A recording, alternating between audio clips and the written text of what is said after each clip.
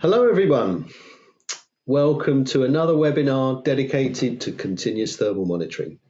I'm David Gray, Head of Marketing here at Exertherm by Eaton. Really glad you could make it all here today. This webinar is targeted specifically at our APAC and EMEA regions, but if you're from the US and you're still around at this time of night or up early, well done, top marks. We'll aim to start very shortly. We can see people entering all the time, the numbers ticking up, they're coming into the lobby. This session will last around about 35-40 minutes of presentation, and then we'll open up the floor to Q&A, so you'll get plenty of time to ask questions. But that said, don't hold back during the session. Please do throw questions into the chat. You'll be shown exactly how you can do that shortly as we move through the slides. Keep an eye on your inbox. We'll also share both the Q&A that arises from this as well as a recording of the session. So if you want to take any of the learnings from this session back to your peers, you'll be able to do so or continue to ask questions afterwards. So during the course of today's session, we'll present a selection of thermal monitoring technologies. Some of these might appear familiar. Look like technologies you've seen before. This is purely to offer the varying approaches to continuous thermal monitoring and the capabilities in the CTM category, and it's not to critique any particular brand. So I just want to be clear about that. Just some notes on interaction. We really want your participation today. Don't be shy. Do put your questions in chat, and there are no stupid questions. Ask anything you like. We suggest you get in early because we'll rattle through those that are most prominent towards the end. There's also polls during the webinar as well. So you'll notice some questions pop up on screen. Please do participate on those. That's very good feedback for us. We'll use the information and share that back as well because it takes the temperature in the CTM space. And as I mentioned, we'll summarise everything in the Q&A at the end. Okay, so I think that's about it. We're a couple of minutes in.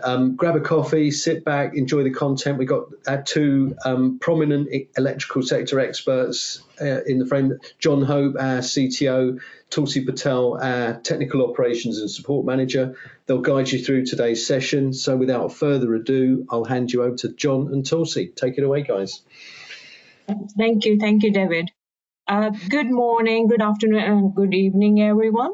And I welcome you all to the second webinar session for the year 2025. I appreciate and thank you for the time you've all taken out from the busy calendars to join us here today. In this webinar titled How to Detect Compromised Electrical Connections Under Low Load Conditions, we will look into why it is important to monitor at low load levels.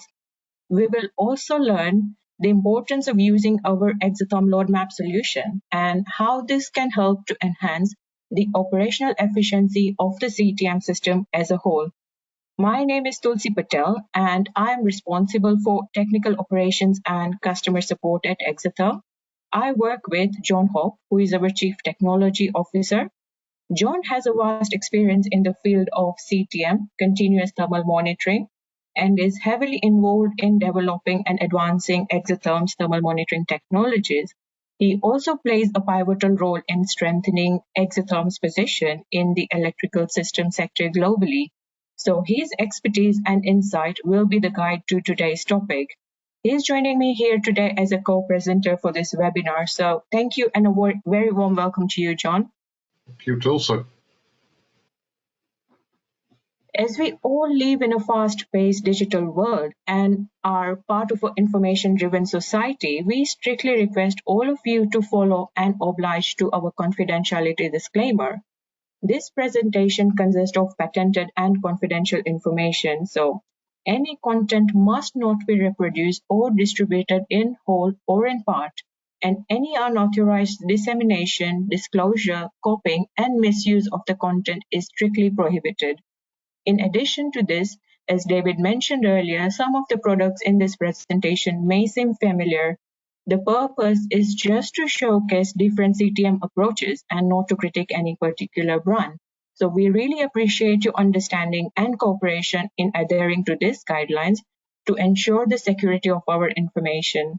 Now, let's dive into the main content of today's session. I'll give you a quick run through of today's agenda and what we will cover. We will start with a brief recap of previous webinar and then a quick introduction for today's topic. We will investigate the actual problem, the compromise terminations. We will then touch base on the concept of Newton's law of cooling. We will look into the issue of using generic alarm thresholds. We will then explore in detail the Exertherm LoadMap solution and how it works. We will go through its features and benefits, jump into conclusion, and give a brief introduction to the next webinar. At the end, we will open the floor to any questions you may all have. So let's start by giving you all a quick recap of what we covered in the previous webinar, which was titled Hardwired versus Wireless Sensors. In this webinar, we explored the different sensor technologies which are available in the market and how each one works and the pros and cons.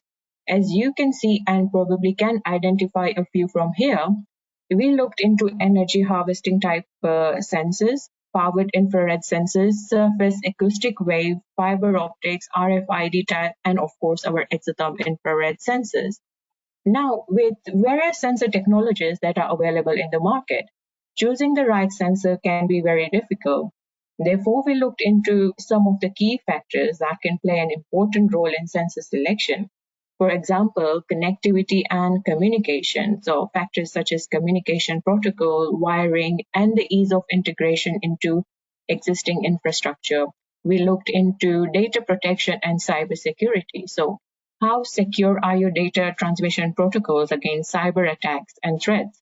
Reliability, and factors such as recalibration and maintenance requirements and their ongoing associated costs. Installation and mounting requirements, we considered factors such as medium voltage clearances and the intrusive method of installation, which can add potential future failure points. Battery and power requirements. So this addressed the need for expensive shutdowns, maintenance for periodic battery replacements, and commissioning, of course. So the complexity, time, and cost involved in the commissioning process.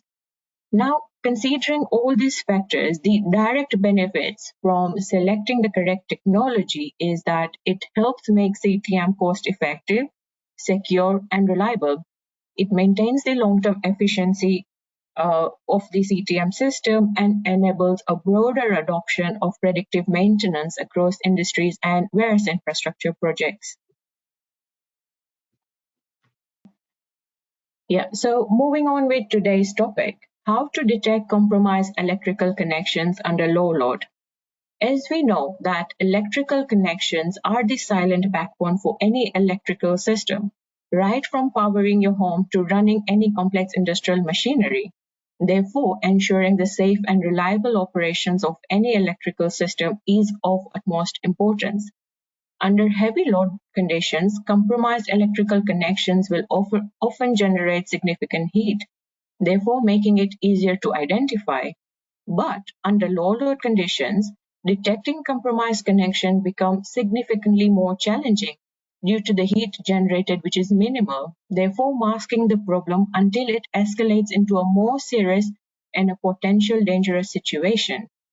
Now, compromised electrical connection within the switchboard can occur due to a number of reasons. For example, internal arcing, worn out contacts, or insulation generate significant amount of heat that can damage the internal components, leading to early failures or even fire. Loose connections, this can create resistance and generate heat under low load.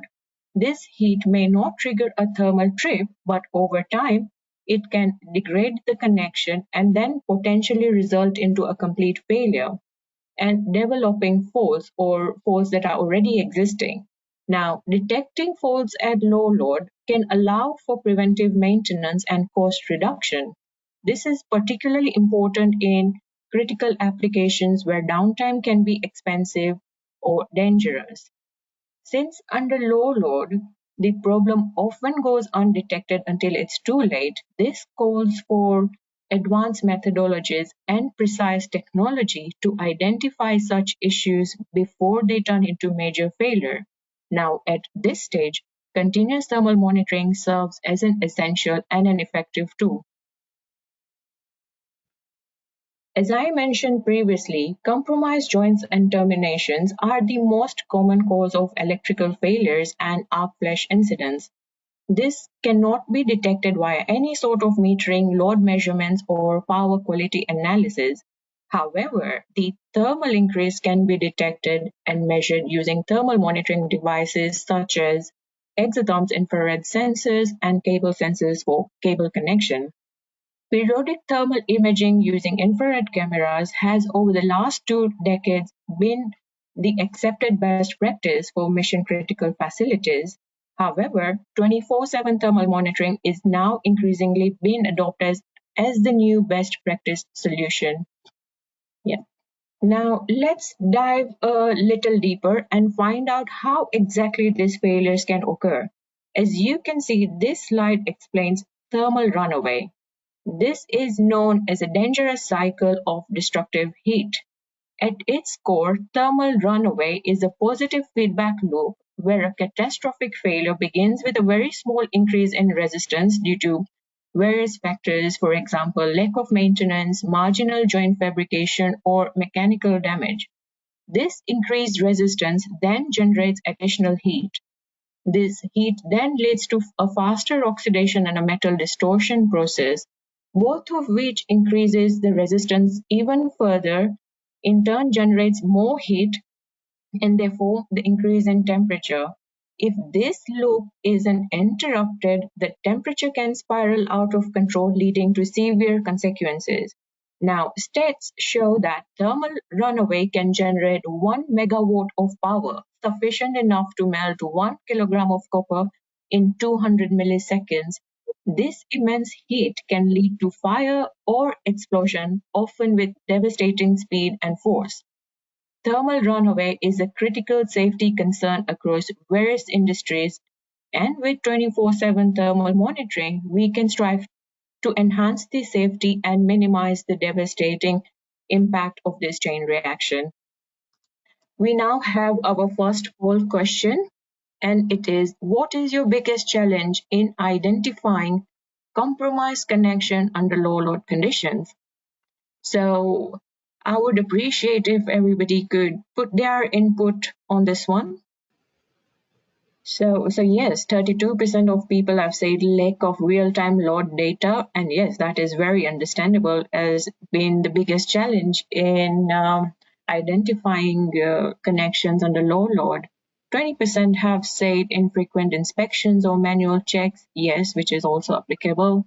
24% have said difficulty interpreting alarm threshold, yes, this is also another major concern and a challenge in identifying compromised connection under low loads. 22% have said they currently don't monitor under low load, and 2% just said other methods. So yes, if you could just feedback and let us know what other big challenges are, just put that feedback under the question box. That would be very useful. So I will now hand over to our CTO, John Hall.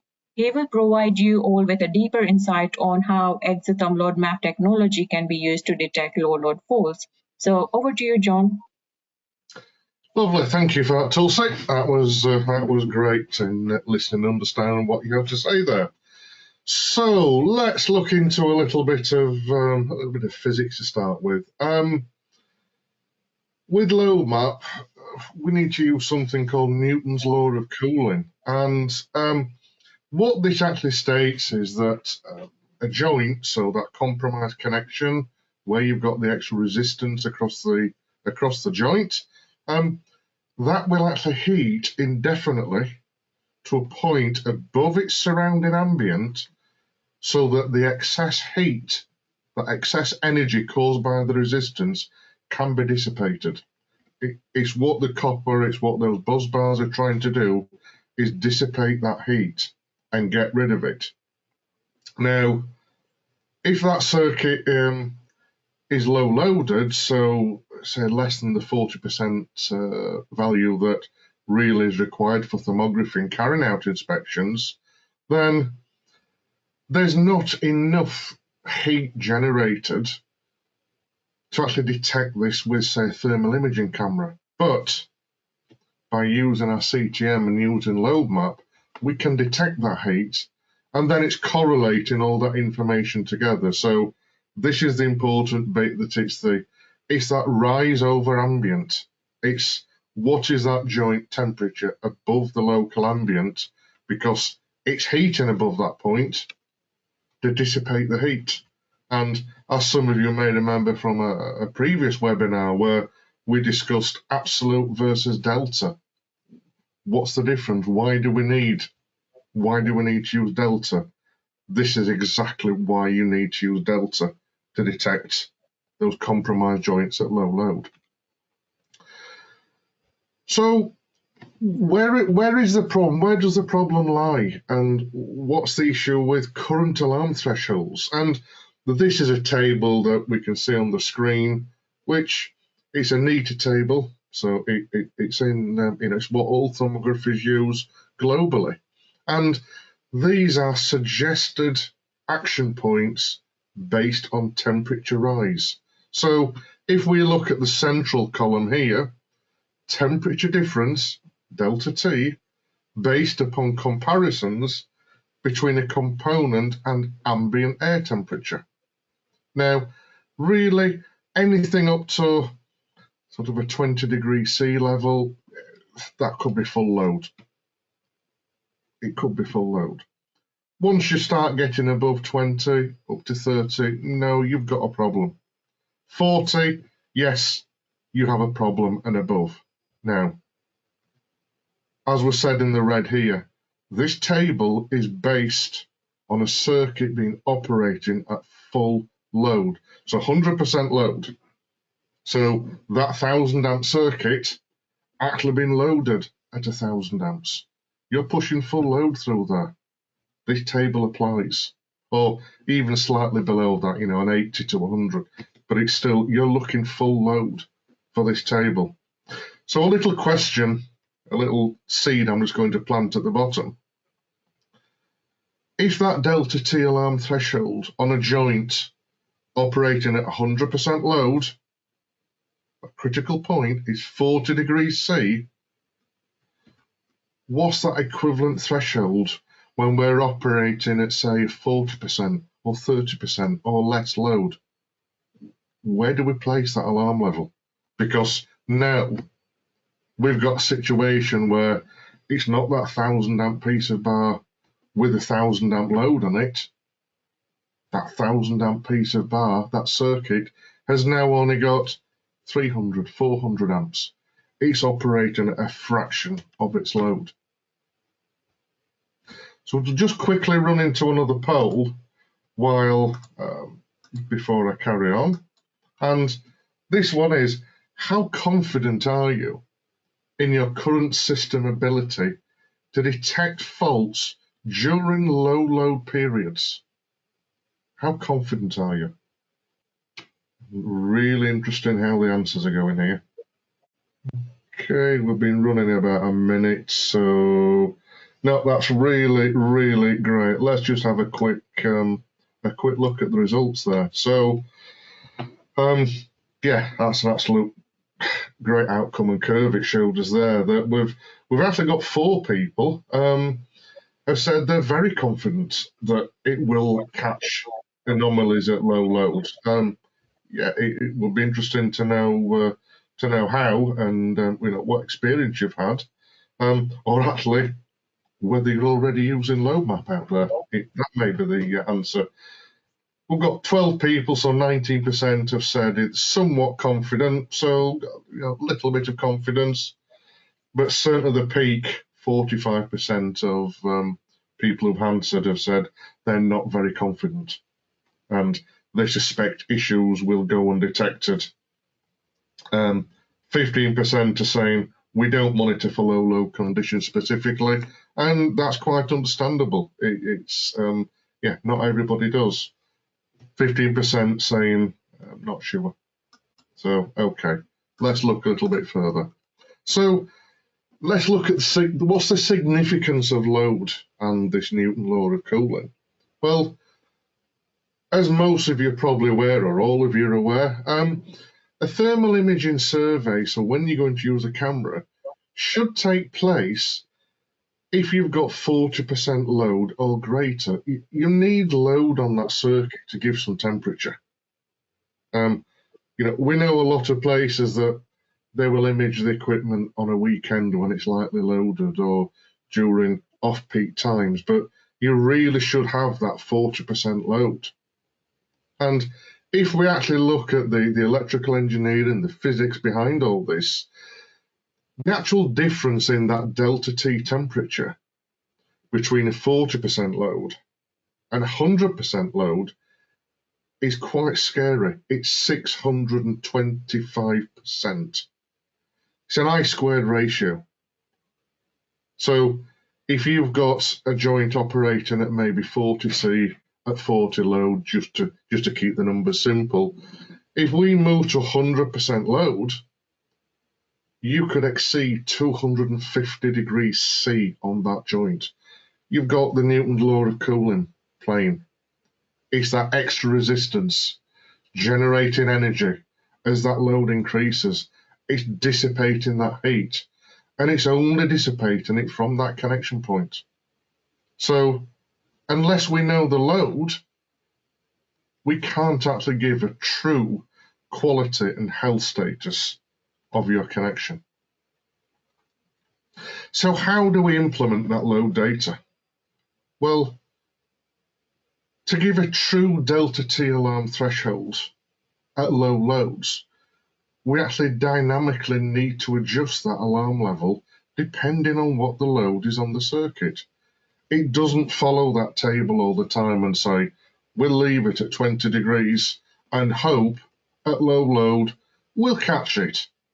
At low load, there's not enough heat generated to actually reach that 20-degree alarm threshold to comply with the needed table until it gets too late. You start going down that thermal runaway that Tulsa was describing earlier. If the critical alarm threshold at full load, so 100%, is set at 40 degrees C, then if we had a lower load, say 40%, the actual warning threshold for that low load is only 6.4 degrees C. Now, if we just increase that load to 8 degrees, so we're only going up 1.5 degrees, it's not a huge lift. But if you move to full load on that joint, we're going to exceed 50 degrees C. And that is under these present conditions. As that temperature starts to rise, it just gets worse and worse and worse. So what we can also do with LoadMap is calculate the maximum possible load that you can apply to that joint to stay below that maximum alarm threshold. Now, we're talking of thermographers here and cameras and then CTM and using sensors. A thermographer would see that 6.4 degrees. He'd see there was a rise in temperature, but because they're not correlating that to load, they're correlating back to the table, the standards, and the table says 6.4 degrees, that's not an issue. It's okay. You've got some load on there, but it's fine. It's not. It's this Newton's law of cooling. That joint is dissipating heat for a reason. It's a hidden problem. So, what's the solution? As was mentioned earlier, LoadMap is a patented technology. We own the patents globally for this technology. It utilizes delta T. It has to be delta T. It's that rise over ambient, that extra heat that's been developed by the joint and dissipated. And we use the load data. Now, that load could be either a static load, so it's a one-off. We have a joint, 1,000 amps.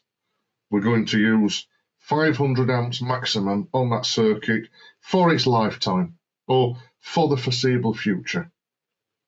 We can recalculate the true warning level for that maximum load. That you can adjust it, but it is a static. Or you can have it dynamic. We take the data from metering devices, from protection relays, from power meters, CTs, any other device in there that we can get a power reading from and a load. And then we will dynamically calculate your warning threshold as that load shifts, as that moves. What we also can calculate is the maximum load that you can safely apply to that circuit. And all these are under as of now conditions.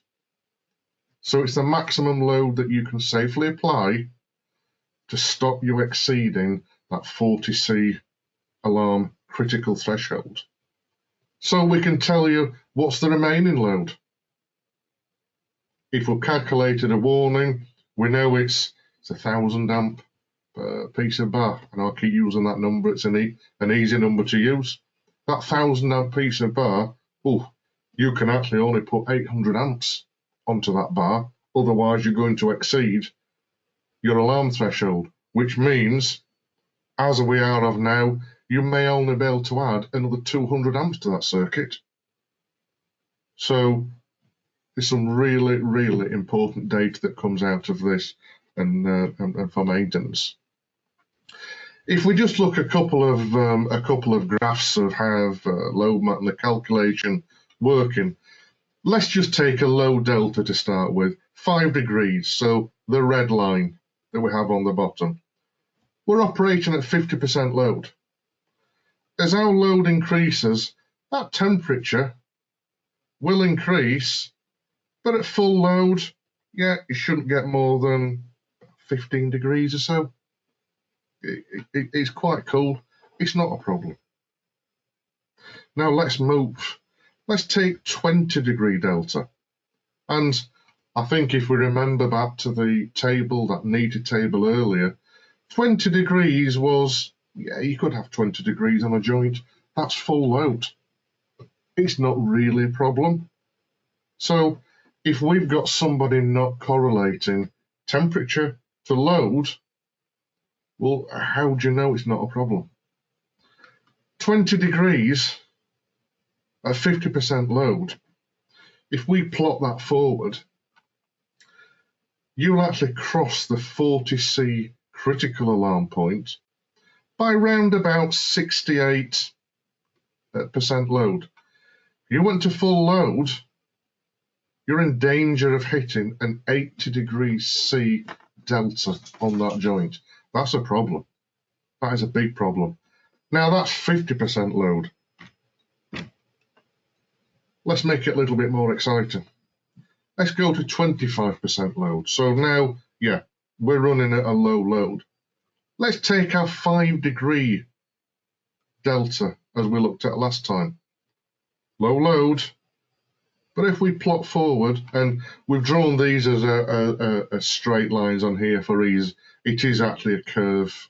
They are curved outputs. It's a nice squared relationship. So when we hit about the 68% load, we cross our 40C threshold. So that's telling you you've got a problem. 5 degrees at 25% load, you've got a hidden issue. You've got a problem that's hiding. That temperature is going to go one way when we hit full load. Let's now look back to our, let's say, a 10 degree, as we're shown in the example here. Again, 10 degrees, it's not a huge temperature. That joint's not going to fail. Probably today, tomorrow, next week, next month, at this load. Yes, it's going to increase, but it's that hidden problem. You increase the load, we only hit 48% load, and we cross the alarm level.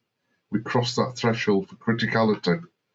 At 10 full load, delta of 10, you actually could hit a delta of 150 degrees C. We take that to 20, really go to an extreme. You can see now 35% or so load is all you can apply to that circuit You go full load, we could be hitting in excess of 300 degrees. We've now got thermal runaway starting to take place. So it's really critical. We know the load data and we have the delta T. Really, really critical. So what's the benefits? What is the benefits of using load-related alarms?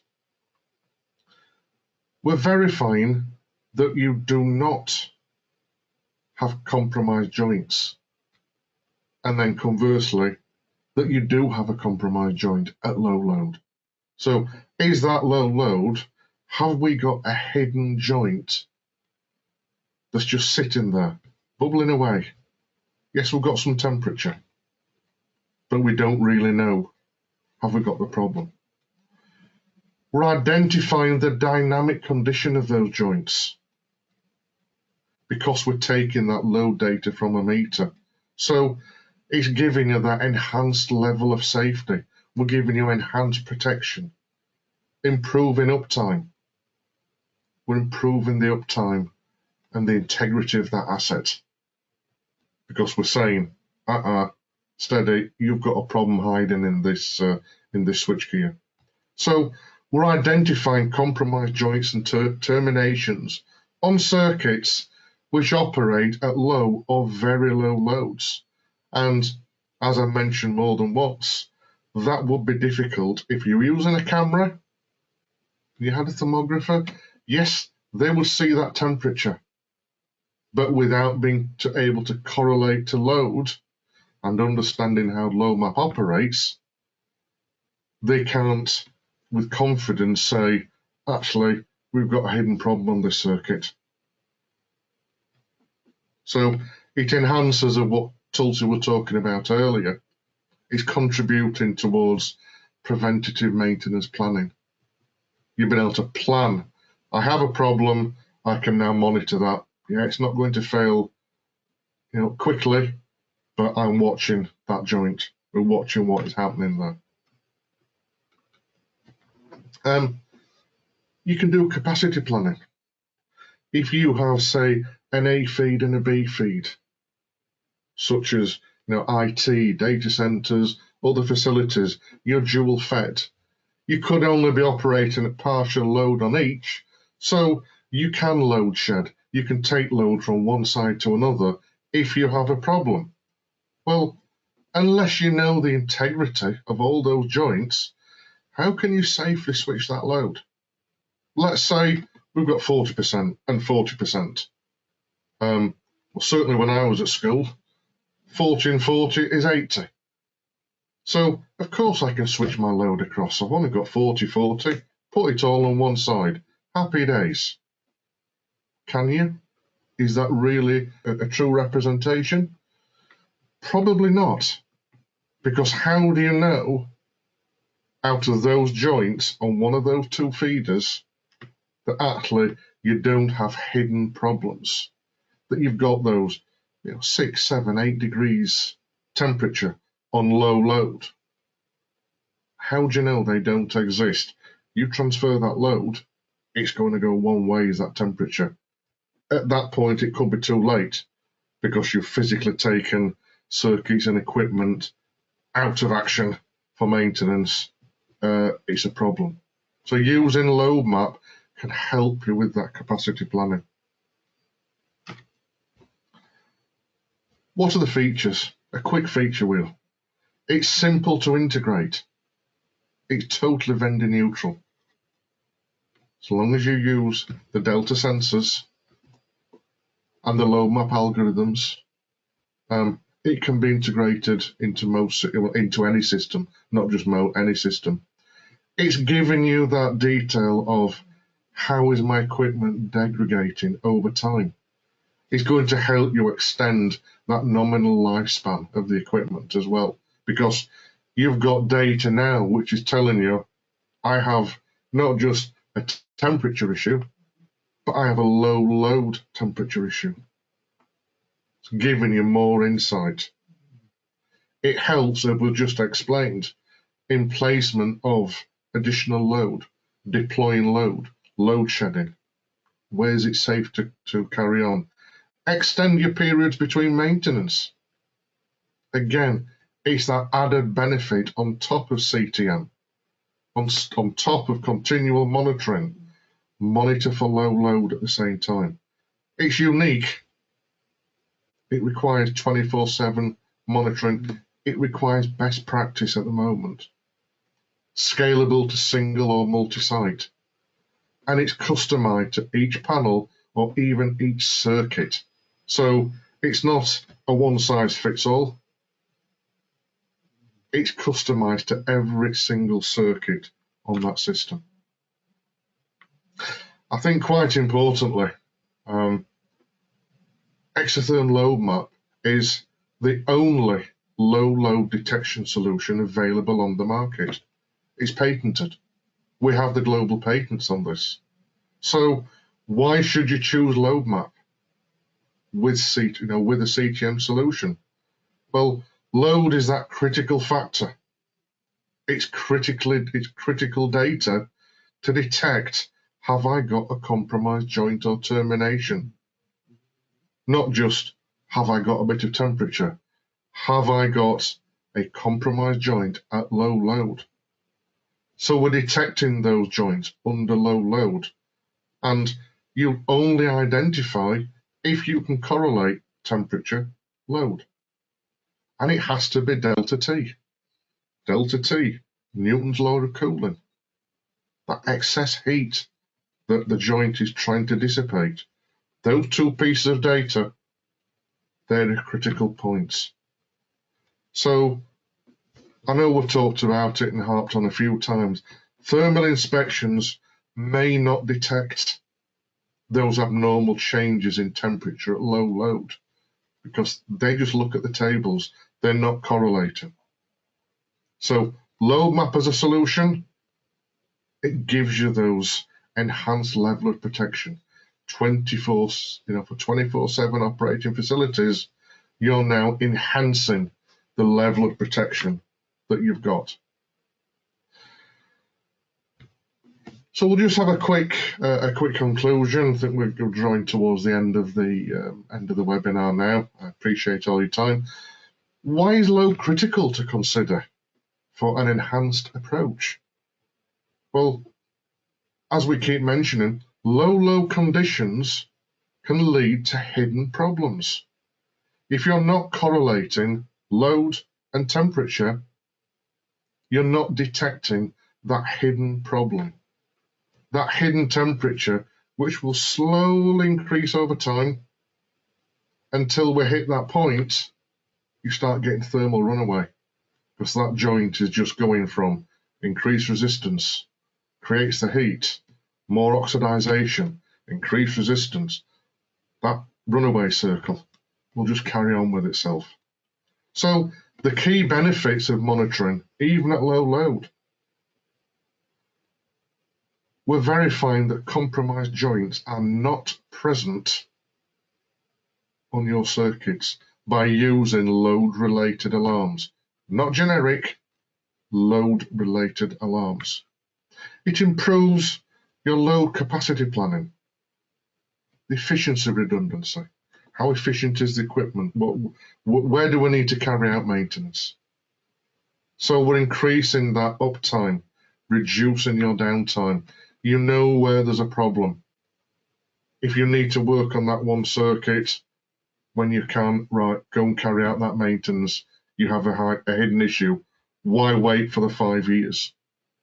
It's enhancing that personnel, safety, and asset protection. So a major thing, safety all around. So let's go to question number 3. So which of the following would most improve your approach to low load condition fault detection? Lovely, thanks for that. Let's have a quick look at the results between us then. It was slowed right down. So 21% of people are just saying do more frequent or continual thermal monitoring. I think, yes, you could do more frequent, but it's correlating that thermal monitoring or thermography, correlating that to load. Even just doing more continuous or more frequent monitoring isn't necessarily going to give you added protection because it's that low load. If we start seeing it's 6 degrees, it's 6 degrees, it's 6 degrees, it's 7 degrees, even if you're doing more frequent, not necessarily, but no, that's great answers. 8% enhanced analytics tied to historical load patterns. Yes, that could be used. It could put trend data for temperature and load. You're doing comparisons over time, comparisons maybe season to season, year to year, but then you would need a lot of data, potentially a lot of data, to start building a picture of actually what is happening on my system.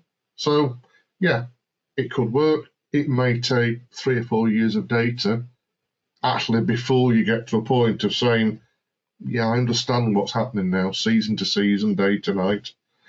34% smarter load-based alarm settings, absolutely. And I'm glad that this has been useful and got a message over that, yeah, it is load-based alarm settings are what are needed there, what's critical. 36% a visual solution like LoadMap to track trends over time. Yes, those two questions, those two answers really go together. 2% are just saying, yeah, I'm not sure what's missing. We're still exploring. Great. Explore. If you need more information, come and talk to us. Happy to talk to you. There we go. So, just as almost a last slide now, there will be another webinar run later in the year. I think we're talking around about the October time, just to keep away from, I think, what we all call silly season, which we're entering, the holiday season, vacation times now. We're looking at October, and it's going to look at industry standards. So identify the key codes and standards which relate and impact CTM and the market. Explore the product standards and application codes, NEC, NFPA, IEEE, for panel boards, switchboards, MCC. So, as I say, that's later on in the year, and would love to see you there. What we'll go into now is a Q&A session. We've got probably about 10 minutes or just a little bit longer left, and as I really appreciate everybody staying, everybody giving your time to listen to what we've had to say. I hope it's been useful, but has anybody got any questions that they'd like to ask? Yeah, jumping back in here. Wonderful session, guys. Thank you. We've got a short space to answer questions here, and any that we don't get to, we'll answer and compile in a document and send it out along with the webinar afterwards. So for those that have asked that question about, will we see this recording afterwards? Yes, you will. Keep an eye on your inbox. It won't be this week, I'm afraid, but it'll certainly be as soon as we possibly can. Depends on the amount of questions. While we're tackling questions, do fire them in. There's no bad questions, as I say. Guys, first one. Can this Exertherm LoadMap software, is it applicable for transformer applications? And if so, please elaborate. Good question. Yeah, very good question. Transformers, if we're talking of a, let's say it's a bus joint leaving that transformer, so it's that physical, joint leaving the coil and then connecting externally. Yes, it would be applicable to that. It's a joint. We're looking for excess heat being generated by that joint. Now, if we're talking of the cores of a transformer, so looking at the temperature of a core, good question. I'd have to have a deeper think into that one. Okay. I'm not sure is the answer. because obviously you've got temperature within that core, even when it's not under load. And that's where we've actually used Exertherm in the past, mainly for monitoring, say, the dry resin transformer. Is the core splitting? Are we getting splits in the core, which generates really excess heat and arcing? So LoadMap on that side, I'll get back to you on that one. But certainly on, say, the lower voltage or the connection side where there's bus leaving, absolutely, definitely, yeah, it could be used there. Okay. Next one, can LoadMap transmit data to other systems such as DCS, other industrial applications using Modbus and Profibus? Yes is a simple answer to that. We can transmit the data. There's also an option to look at taking our CTM data, so taking our delta T readings, and having LoadMap licensed to you. So you've got that DCIS, you've got an EPMS, a SCADA, a BM, whatever system is, we could license the LoadMap algorithms, so you could embed that into your system. Now, yes, there's a cost involved to that, and the license agreement does say you have to use delta T, so exotherm sensors, but we can help you there and have that embedded direct into the system, so you're not having to take data from a third party. It can be part of your own system. Okay, thank you, John. I'm going to combine two questions into one here. In a switchboard with 5 joints on the bus, would all joints require a temperature sensor? And another says, would LoadMap show analysis of each joint independently? So there's a question on how many sensors per joint, and does LoadMap track temperature across multiple joints? So if I'm understanding this correct, because I'm trying to read them as well at the same time, you would need a sensor per joint, say, and I think those who've been to our previous webinars, is our sensors are placed on the critical joints, so critical connections. So say the input to the board, feeders leaving. So let's take the example of those 3 phases entering the board. Yes, you'd want a temperature sensor on each of those 3 joints where the cables were connected into the board. Yes, you'd have current loads on each of those. It may be balanced, it may be unbalanced. So yes, LoadMap will certainly work and can give you may well have a different alarm limit for each of those 3 phases depending on the load. So absolutely it will work, but yes, you do need a temperature of each of those joints. You couldn't just say, give me one temperature and I'll try and use that across all 3 joints. You'd need one per joint on those feeders. Okay. Another one here. How does the LoadMap algorithm work against fluctuating cable compartment temperatures and ambient room temperature? Is it continuously monitoring those temperatures? I think we're talking about delta T here. Yes, I think if I understand that one correctly, yes, we are. We're talking delta T. So because we are looking at delta T, and I think as we were explaining in one of our previous webinars, that difference absolute to delta, day to night, season to season. So if you've got a cable chamber where that temperature is fluctuating, because we're reading delta of that joint, that delta remains constant. So even if that ambient here was to rise or fall, and we've got that small delta between, that say 4 or 5 degrees, as that ambient shifts, that delta moves with it. So yes, it absolutely works perfectly in those conditions. Great stuff. There's another one here about talking about sensor frequency. What's the typical temperature gradient for a 70 millimeter by 10 millimeter copper bus bar? And the question asks, the reason is, how often are sensors required to be placed? So I think this is about per joint and or frequency across a bar. Across a bar, right? Okay, so all we're interested in is monitoring the critical joints. So yes, you could have a length of bar in the panel that's just pick a number. It's 5 meters long. You could have 3 or 4 joints on that length of bar. Now,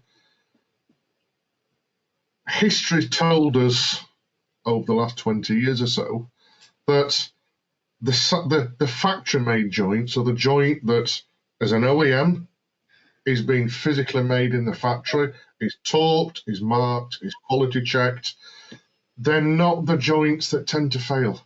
They're not the joints that fail. The joints that are failing are the site-made connections. And again, that site-made connection, main incomer, feeders out to loads, they will be the joints where you've got load data, you've got a meter, so you know what's entering the panel, you know what's leaving on each circuit. They're the ones to monitor. The internal ones, they're not as critical. It's that site-made connection. But if you wanted to monitor an internal one, absolutely, go and do them. But then looking at the economics of it, what is actually critical? Where are the failures occurring? You'll find it's the site-made joints on that equipment, not the factory-made connections within the boards. Great stuff. Probably our final question here is, do we have an example use case or reference? Not that we'd make publicly available, I think is the answer here, John, but we'd certainly invite anybody that wants to learn more about the software and CTM in general to a call with yourself and Tulsi or one of our team. No, absolutely, David, absolutely, yeah, perfect answer. That yes, it's always one of those that, and as we do with all, with all you as well, is all data is treated confidentially. Most customers, yes, we've got lots out there who've got LoadMap and are using LoadMap successfully. I would say 99.9% of them don't like us talking about who it is, but yes, we've got references. We've got very large organisations out there using it.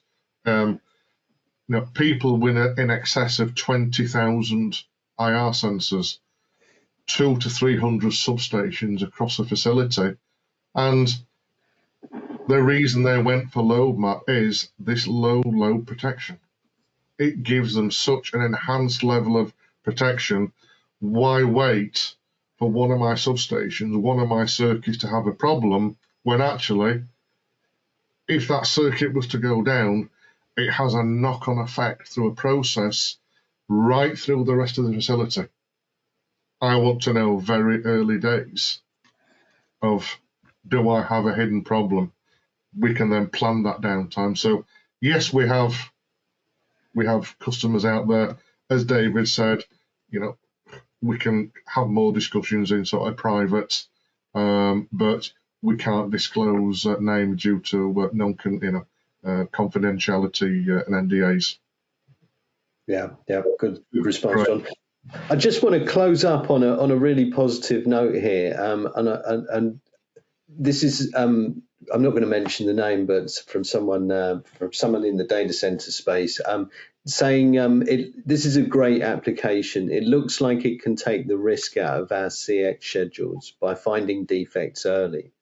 It means that they don't have to wait for cooling or for the availability of a full load test. We'd love to know more about that and how it helps you be more efficient and increase performance It would be really, and if anybody's got any input on that, I invite you to throw it into chat or just to respond to us afterwards, and we'll cover that topic maybe in more detail with you. So just as a very final before you disappear, and really thanks for all giving up your time, is obviously we've got all these questions. We'll put them together. We'll put the answers and create a document. It's, would you like to receive that Q&A document in an email? So we'll just have a minute or so if you wouldn't mind responding to that. Yeah, looks like most would. So it's certainly going up as that number now. 41, 42, 43, 44. Wow, here we go. Yeah. Well, I think as David said there, I'd just like to add a real big thank you from myself, from Tulsi, from all the team here. Thanks for giving up your precious time and attending. I hope it's been useful. I hope you've learned something. If you want any more information, obviously you can talk to your local sales reps and sales partners out there, and our own people, or you can contact Tulsi, you can contact David and the team, myself. We'd be more than willing to talk and go through in more in depth and discuss this even further with you. So thank you to everybody, and I hope you have a great rest of your day. Thanks all.